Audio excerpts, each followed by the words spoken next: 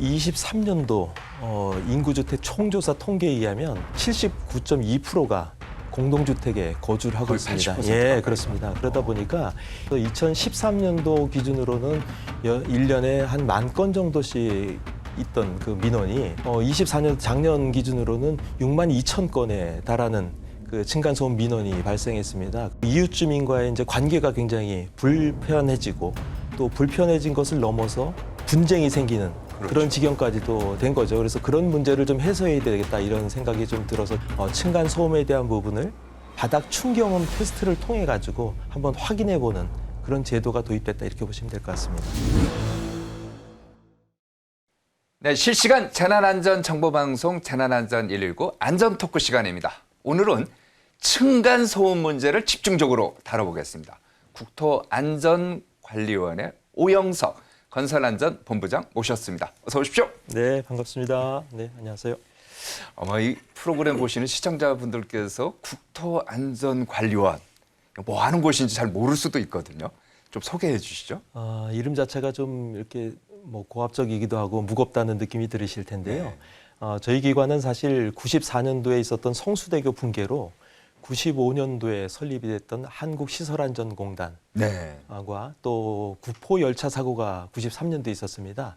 그거로 인해서 설립됐던 한국건설관리공사가 2020년도에 통합이 됩니다. 이게 합쳐진 거군요. 네, 합쳐져서 국토안전관리원으로 출범을 하게 됐습니다. 그래서 저희들의 설립 비전이나 미션을 보게 되면 안전하고 편리한 국토를 조성함으로써 국민들에게 안전한 삶을 제공해주자는 어떤 그런 미션을 가지고 공공기관으로서 활동을 하고 있는 그런 기관입니다. 예. 그러면은 국토교통부 산하 네, 기관으로 국토교통부 산하 준정부기관으로 분류가 되고 있습니다. 네네. 네. 자, 근데 오늘 이제 좀 전에 제가 설명을 했습니다만 층간 소음 문제 오늘 집중적으로 시청자분들께 저희가 좀 자세하게 알려드려야 될 텐데 그 관리원에서 층간 소음도 하는 건가요? 네네. 저희들이 건설공사의 안전 및 품질 관리, 시설물의 안전 및 유지 관리, 지하 안전 관리 이렇게 보면 공간적으로는 지하와 지상을 다 총괄하는 안전을 책임지고 있는 공공기관이고요. 또 시간상으로 보게 되면 계획 단계부터 해체까지 그러니까 국토의 안전과 결부되어 있는 모든 어떤 안전을 총괄하고 있다 이렇게 보시면 될 것 같은데요. 앞서 말씀드린 대로 이제 국민의 안전을 책임진다 하다 보니 안전하고 편리 아까 말씀하셨잖아요. 네네. 그래서 가장 밀접한 게 어찌 보면 우리 주거 생활과 관련이 있을 수 있고요. 맞습니다. 그동안 사실 층간 소음과 관련돼서 많은 문제점들이 있다 보니까 저희 기관이 22년도 2월 달에 주택법이 개정이 되면서 그 성능 검사 기관으로 단독 지정이 됩니다. 그러면서 이제 바닥 충격음을 저희들의 충격음에 대한 성능을 저희들이 확인하는 그런 기관으로 저희들이 활동을 하게 됐습니다. 예. 그러니까 지금 바닥 충격음 성능 검사를 하면서 본격적으로 과학적이고 또 주택에 사시는 분들이 안전하고 편리한 요걸 하기 위해서 한다. 자, 그럼 층간 소음 문제 사실 언론에서도 많이 보도가 됐어요. 어느 정도 심각한지 저희가 뉴스 영상 하나 만들어 봤는데 직접 한번 보시겠습니다. 경찰이 30대 남성을 연행해 순찰차에 태웁니다. 이 남성은 윗집 사람들을 가만두지 않겠다며 흉기를 들고 가다 현장에서 체포됐습니다. 윗집 주민이 아랫집에서 천장을 두드린다고 경찰에 신고한 것에 격분한 겁니다. 불안하고 생명 위협을 느끼니까 올라왔을 때 내가 마주쳤으면 어땠을까? 바로 찔렸으면. 윗집 주민은 2년 전 이사 온 아랫집 남성으로부터 지속적인 괴롭힘을 당했다고 주장합니다.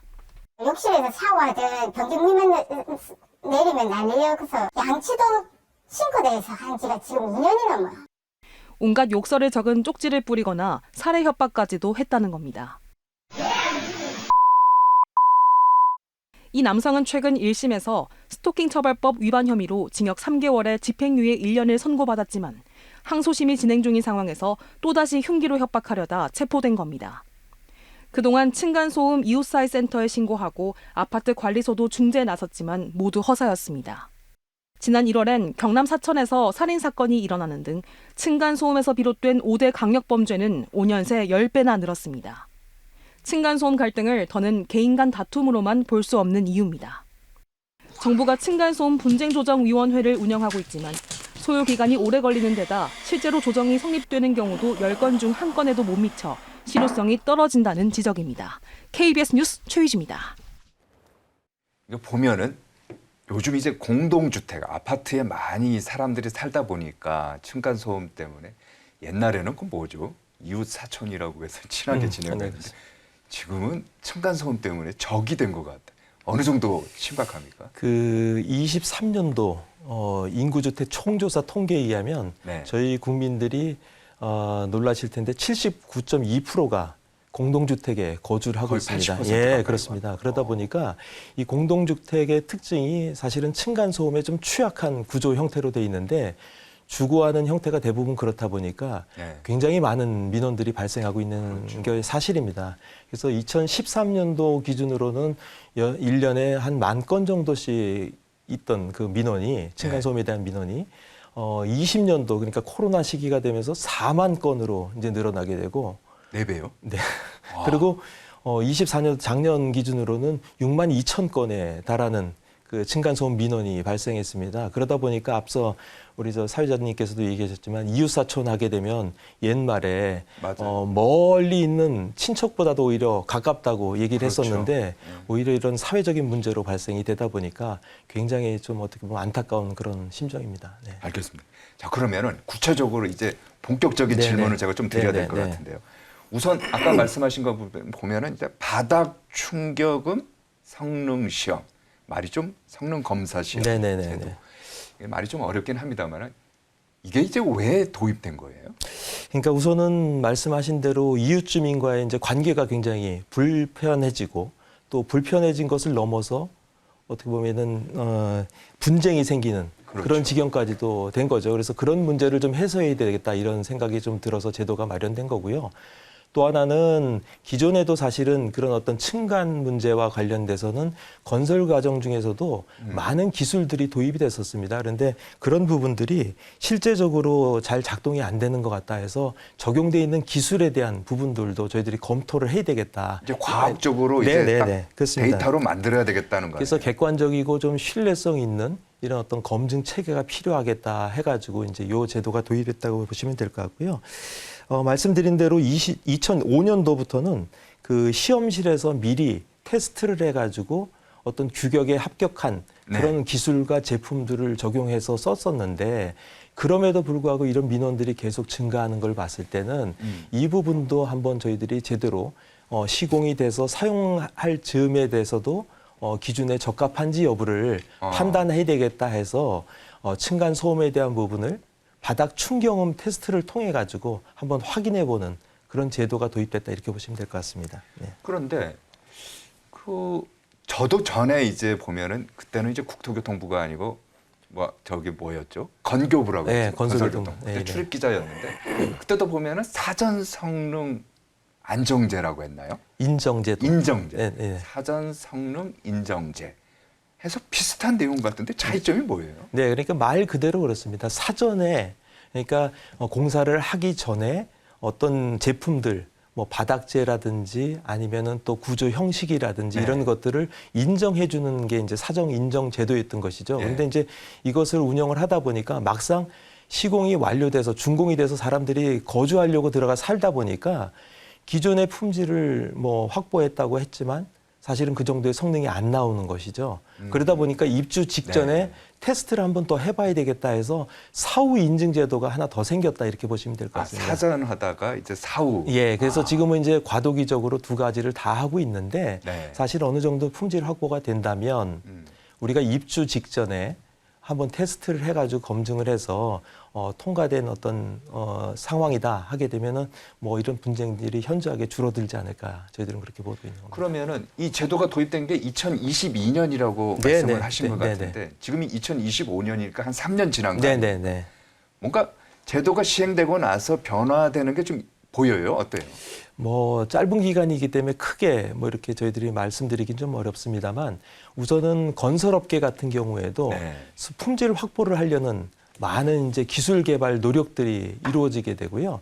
무엇보다도 이제 홍보가 돼서 그런지 모르지만 입주민들이 우리가 사는 아파트가 이런 어떤 기준에 부합하는지 맞아요, 여부를 맞아요. 예. 예, 굉장히 관심을 나중에 아파트 값하고도 맞습니다. 그래서 연관이 되더라고요. 굉장히 관심이 많아서 동네에서도 보시게 되면은 우리 아파트는 왜 이렇게 층간소음이 심해 안 해? 뭐 이런 얘기들도 나누시는 걸 봤을 때는 이 부분에 관심들이 굉장히 높다 이렇게 저희들은 생각을 하고요. 또 무엇보다도 이제 건설업계 얘기를 드렸지만 기술 개발 중에서는 자체적으로 공사가 준공되기 직전에 중간에 검사를 한번 해보는 그런 어떤 분위기도 생겼고 네. 또 아까 얘기했던 바닥 그 두께가 있습니다. 네. 그러니까 우리 집으로 얘기하면 바닥이겠지만 또 천정이 되겠죠. 또 우리 집에 그런 어떤 슬래브의 두께를 조정하거나 또 바닥재에 대한 완충제들을 개선하는 노력들이 건설업계에서도 이루어지고 있다 이렇게 보시면 될 것 같습니다. 예. 저 같은 경우도요. 네. 지난번에 이렇게 휴일이에요. 네. 소파에서 이렇게 잠을 자고 있는데 네, 네. 휴대폰 진동음이 좀 들리는 거예요. 네. 윙 거리는 거 네, 있지 네, 않습니까? 네. 그래서 저는 제 건 줄 알고 봤더니 위층 거더라고요. 네, 위층 거. 네. 실제로 그런 경우도 있죠. 그렇습니다. 그래서 저희들이 이 충격음을 나눌 때도 경량 충격음이다, 중량 충격음이다 이렇게 나눠 가지고 실제적으로 경량하고 중량. 네네 그렇게 구분을 해서 저희들이 검사를 하고 있다 이렇게 보시면 될 것 같습니다. 자 그러면은 성능 아까 바닥 충격 성능 검사 시험 이제 제도 있으니까 성능 검사를 해야 될 텐데 네네. 어떤 식으로 합니까?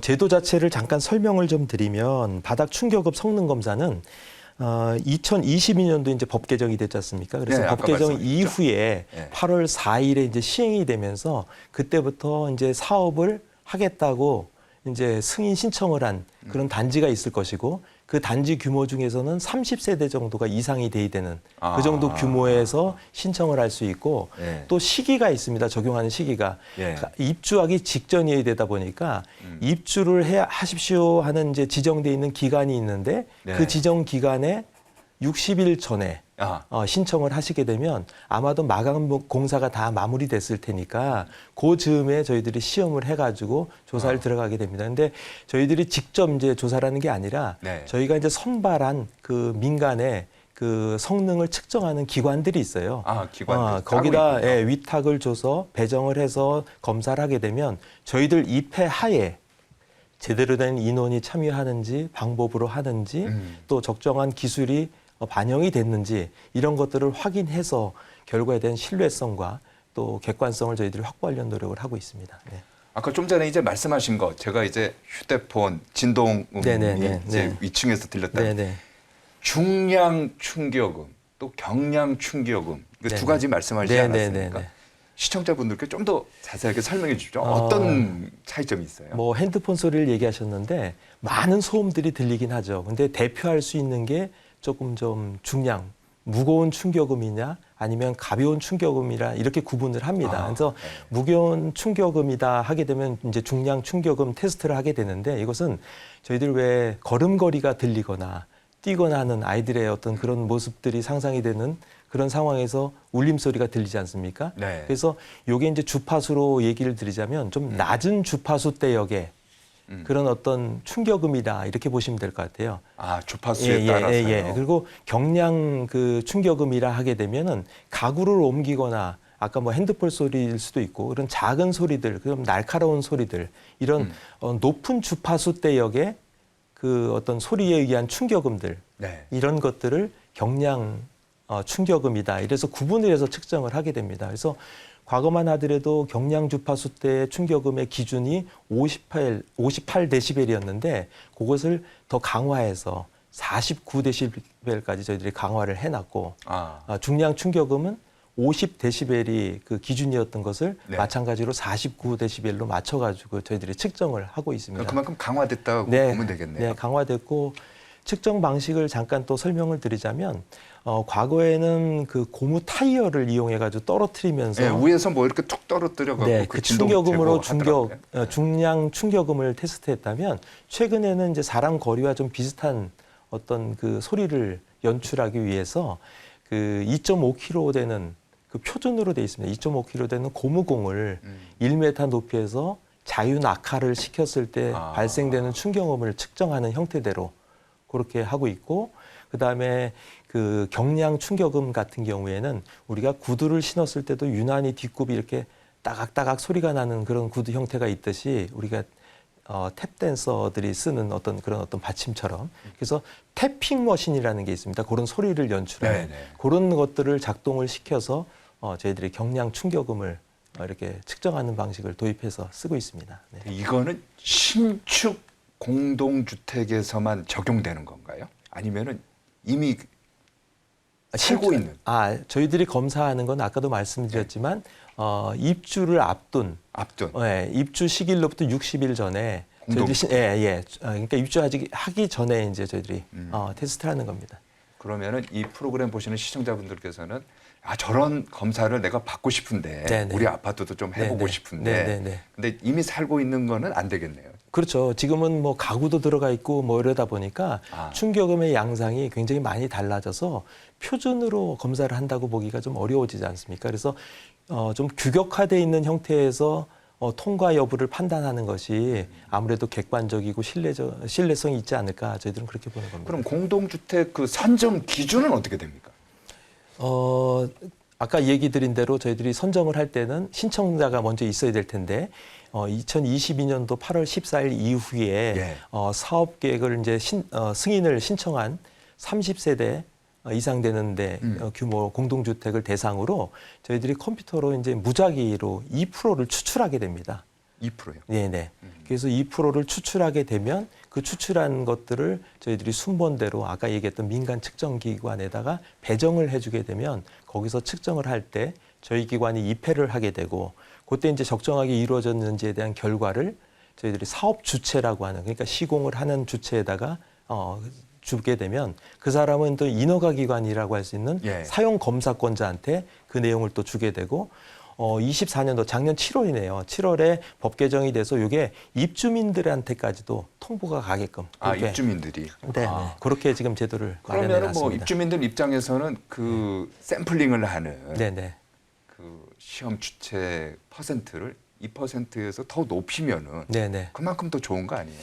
그렇죠. 근데 초창기에는 그렇게 5%로 저희들이 적용을 했었는데 당시만 하더라도 민간의 이제 측정 기관들이 그렇게 많지가 않다 보니까 또 거기에 따른 기간이 또 소요되지 않습니까? 그렇죠. 뭐 집집마다 돌아다니면서 해야 되니까 기간도 문제가 됐고 비용도 문제가 되고 해서 그걸 2%로 줄였는데요. 규정을 좀 개정해서 내년도에는 이런 요구들이 굉장히 많아지다 보니까 5%로 지금 좀 상향을 할 계획을 갖고 있습니다. 그러면 2%에서 다시 뭐 5%도? 내년도 상반기에는 그렇게 저희들이 운영할 계획을 갖고 있습니다. 만약에요? 근데 이제 실험을 했어요. 바닥 충격음 성능 검사를 했는데 기준에 미달되면 어떻게 됩니까? 미달이 되게 되면 이제 보완 시공을 하게끔 하거나 아니면 손해배상을 청구하게끔 돼 있습니다. 강제 규정이에요? 아닙니다. 권고로 돼 있습니다. 권고. 그러다 보니까 이게 이제 이행력이 좀 잘 발휘가 안 되고 있는 상황이기도 하고 해서 요걸 이제 법 개정을 저희들이 하고 있습니다. 약간 좀 강제성을 띄어서 보완 시공을 하거나 또 보완 시공이 굉장히 지연될 때는 또 손해배상을 해야 되는 그런 문제들로 저희들이 법 개정을 지금 추진하고 있습니다. 그런데 이제 만약에 입주민들 입장에서는 어차피 좀 시간이 걸리더라도 안전하게 했으면 좋겠다. 근데 시공사 입장에서는 이게 사실 돈이잖아요. 그렇습니다. 그러니까 빨리 입주시켜야 돈을 받을 수 있는 건데 뭐 이런 갈등도 있겠네요. 그렇습니다. 그래서 저희들이 그 가급적이면 그런 갈등을 좀 해소하기 위해서라도 공사 중에 중간에 좀 점검을 한 번이라도 하면 뭐 그 입주 전에 하는 것과는 조금 차이가 있을 수 있지만 그래도 안전율을 좀 확보해서 시공을 한다면 이런 어떤 번거로운 절차를 좀 해소할 수 있지 않을까 저희들은 그렇게 생각을 해서 중간 점검을 좀 권장을 하고 있고 일부 건설사에서도 본인들의 어떤 아파트의 브랜드에 대한 어떤 그런 가치도 있다 보니까 미리 알아서 중간 점검을 하는 그런 건설업계의 어떤 동향도 지금 보이고 있습니다. 만약에 성능 검사 결과 뭐 좀 중복된 질문이긴 합니다만은 기준에 미달됐어요. 미달돼 갖고 이제 권고를 이제 할 거 아니에요. 이렇게 해라. 그거에 대해서 이행을 잘 안 하거나 할 때 뭐 법 개정을 해야 되겠지만 안 했을 때 뭔가 그래도 페널티라든지 뭐 이런 거 좀 줘야 되는 거 아니에요? 현재는 그러니까 제재할 수 있는 방법이 없다 보니까 법 개정이 좀 필요하다고 저희들은 보고 있는 것이고요. 또 그로 인해서 뭐 안전한 다음에 입주민들이 들어가서 사시면 좋을 테지만 네. 언제까지 기다릴 수는 없는 상황이지 그렇죠. 않습니까? 입주민 입장에서도 입주민도 그럴 수도 있을 것 같아요. 지금 살고 있던 집을 처분을 하고 또 그쪽으로 옮겨가거나 이런 상황들이 있다 보니까 그런 피해 비용을 좀 줄이기 위해서라도 신속하게 보완 시공보다는 이게 자꾸 지연되면 안 되니 손해배상 쪽으로 이걸 좀 권장하는, 그래서 보완 공사도 좀 의무화를 시켜야 될 필요성이 있고 또 그 앞단에서 실시하는 중간 점검도 좀 의무화를 시켜야 되겠다, 이런 네. 어떤 제도를 좀 개편하려는 저희들이 시도를 지금 하고 있습니다.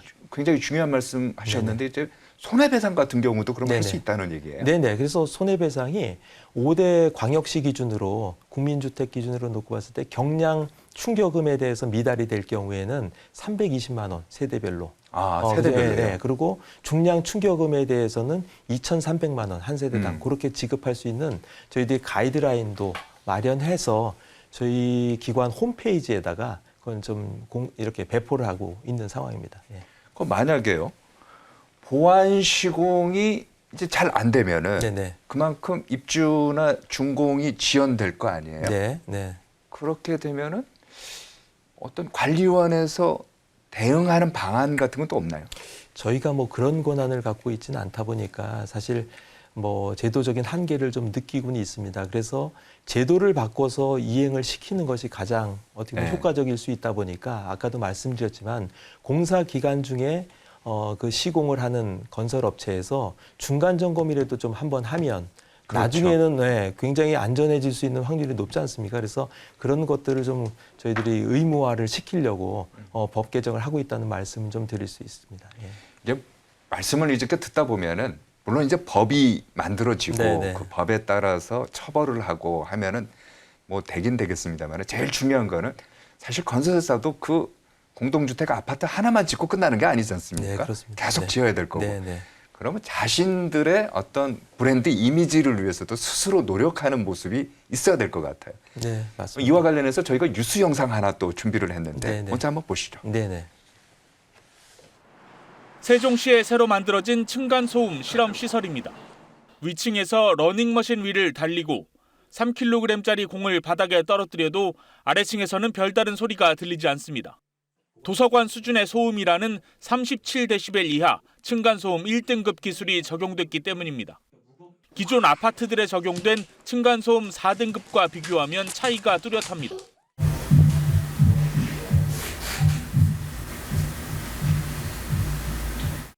층간소음 1등급 달성을 위해 바닥은 4cm 두꺼워졌고 고밀도 모르타르와 완충제 등 새로운 자재들이 적용됐습니다.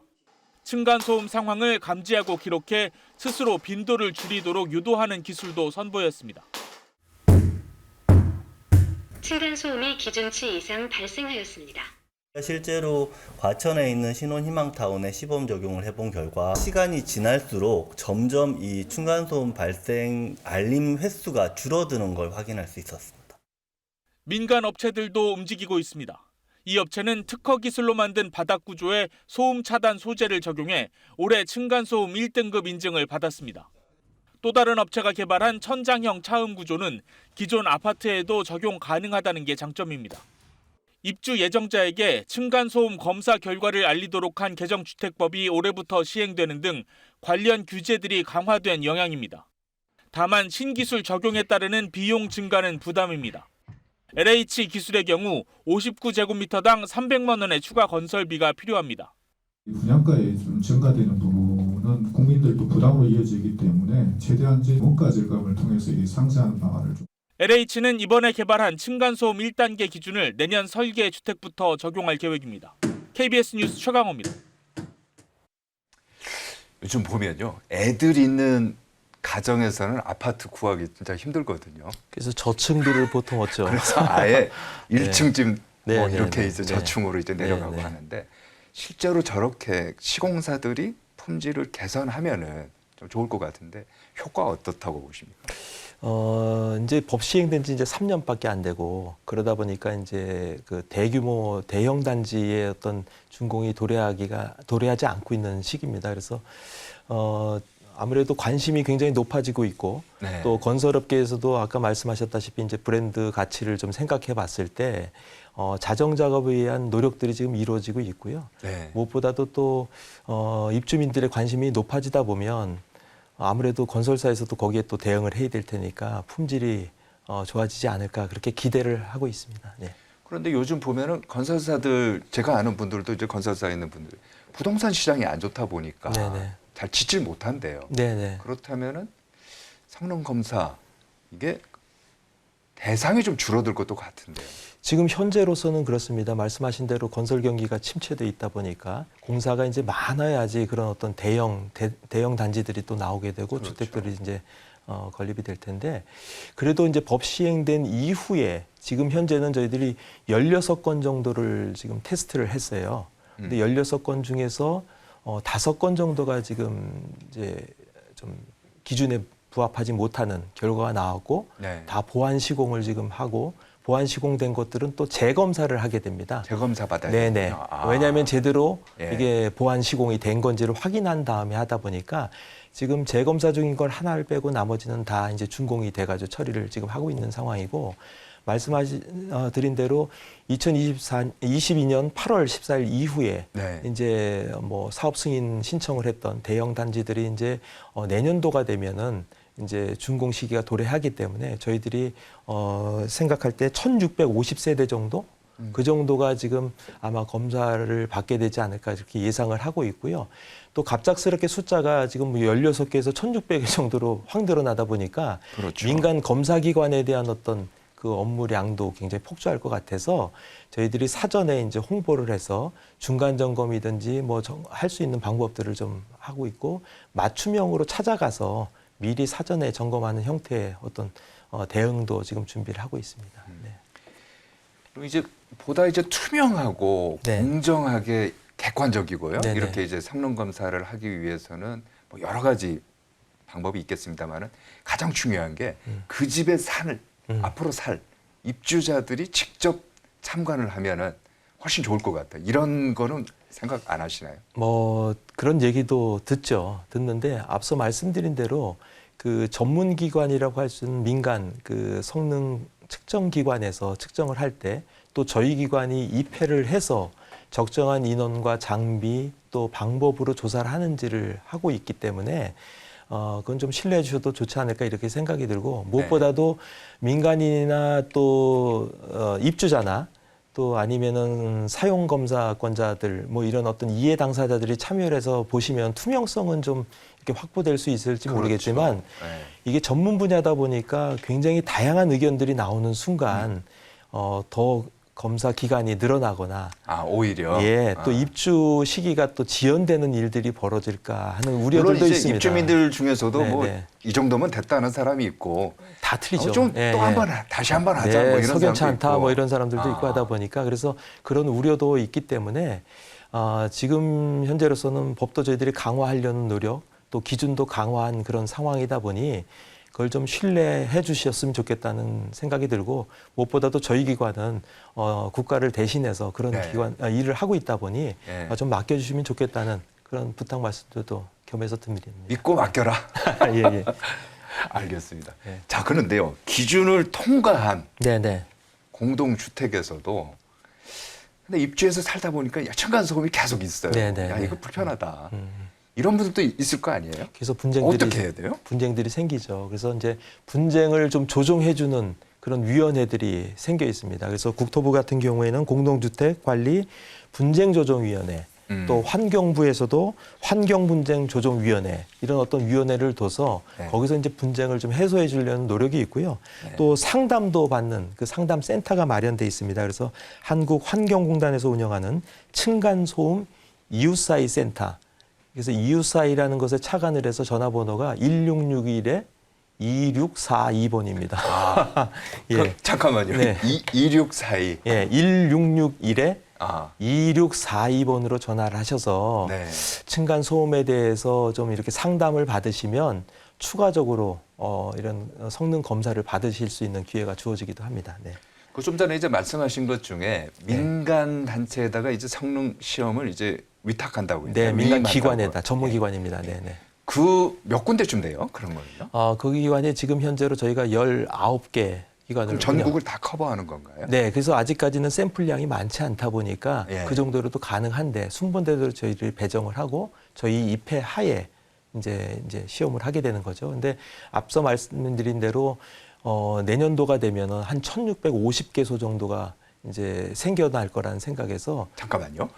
좀 전에 이거 굉장히 시청자분께서 네. 중요할 것 같아서 네네. 만약 분쟁이 생겼다. 네네. 조정하는 방법 어디로 연락해야 되느냐? 네네. 1661에 2642.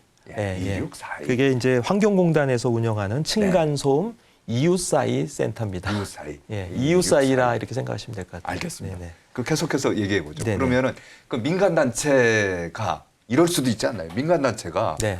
건설업체하고 짬짬이 해갖고 네네. 뭐 적당히 이제 그 문제가 있어도 건설업체에서는 시공사에서는 빨리빨리 해달라. 그럼 적당히 해갖고 이런 경우도 있을 수도 있지 않나요? 이미 사회자분께서 아까 얘기하셨지만 과학기술적으로 뭐 이런 얘기를 표현을 쓰셨어요. 과학적으로. 근데 기준이 명확하기도 하고 저희 기관이 또 입회를 해서 성능 검사를 합니다. 네, 네. 그렇기 때문에 국가기관인 저희가 신뢰를 잃으면 또 안 되지 않습니까? 네. 그러다 보니까 신뢰감을 갖고 와주시면 그 결과에 대한 부분도 좋을 거다 이렇게 생각을 하시면 될 것 같고 네. 혹여 사시다 보면은 이제 개개인의 어떤 성향이나 어떤 민감도가 다 틀리시다 보니까 네. 조금은 예민하신 분들은 위층에 핸드폰 소리, 벨소리가 들릴 정도로 개인의 그것도 있어요. 예, 그렇습니다. 네. 그래서 그런 부분들은 아까 말씀드렸던 그런 조정위원회나 아니면 이런 센터에다가 의뢰를 해보시면 저희들이 정확하게 상담을 해주실 수 있으리라 이렇게 기대를 합니다. 네. 알겠습니다. 말씀하시다 보니까 벌써 뭐 예정된 시간이 이제 거의 다 끝나가는데 네. 마지막으로 미처 못다한 말씀이 있다면은 오늘 이 프로그램에서 설명해 주시죠. 네, 저희 기관에 대해서 우선 명칭부터가 생소한 분들이 많을 텐데요. 국토안전관리원은 그 건설공사의 안전 및 품질 관리, 시설물의 안전 및 유지 관리, 요즘 이제 싱크홀 사고들이 많이 납니다. 지하 안전 관리도 총괄하고 있는 그런 안전을 책임지고 있는 국토교통부 산하 준정부 기관입니다. 그러다 보니 저희들은 뭐 안전하고 편리한 국토를 조성하는 것뿐만 아니라 또 국민들의 안전한 삶을 만들어 드리는 것이 저희들의 미션이다 보니 이런 층간소음뿐만이 아니라 다양한 사회계층에서 일어나는 국민들의 안전을 위협하는 많은 일들에 대해서 저희들이 이러저러한 기술을 동원해서 안전을 확보하려는 노력들을 하고 있다. 이렇게 말씀드릴 수 있을 것 같습니다. 네. 알겠습니다. 네, 여기까지 듣도록 하겠습니다. 지금까지 국토안전관리원의 오영석 건설안전본부장과 함께 층간소음 문제 집중적으로 알아봤습니다. 오늘 말씀 고맙습니다. 네, 감사합니다.